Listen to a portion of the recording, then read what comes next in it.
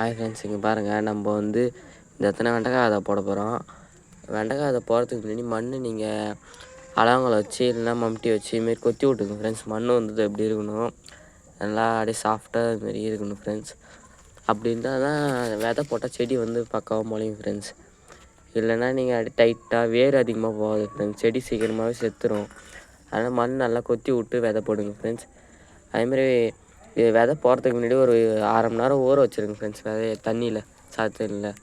இப்போ வாங்க விதைய போடுங்க வாங்க ஃப்ரெண்ட்ஸ். நானே தண்ணியில் ஊற வச்சுக்கிறேன், காட்டுறேன் வாங்க ஃப்ரெண்ட்ஸ்.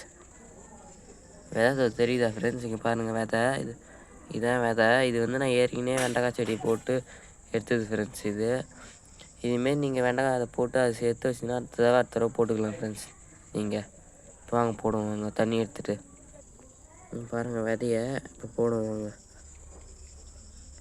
பாருங்கள் ஃப்ரெண்ட்ஸ். நீங்கள் கையை வச்சு ஒரே ஒரு குத்தி அப்படியே போட்டுங்க ஃப்ரெண்ட்ஸ். விதைய ஒரு வீட்டில் ஒரு விதை போட்டுங்க ஃப்ரெண்ட்ஸ். இங்கே பாருங்கள் அப்படியே போட்டுங்க ஃப்ரெண்ட்ஸ். விதைய போட்டாச்சு, இப்போ தண்ணி தெளிச்சிடலாம் வாங்க ஃப்ரெண்ட்ஸ். அதுதான் ஃப்ரெண்ட்ஸ். Thank you friends. அடுத்த அப்டேட் வந்து உங்களுக்கு அடுத்த தடவை கொடுக்குறேன் ஃப்ரெண்ட்ஸ். இது முளைச்சதுக்கப்புறம் தேங்க்யூ.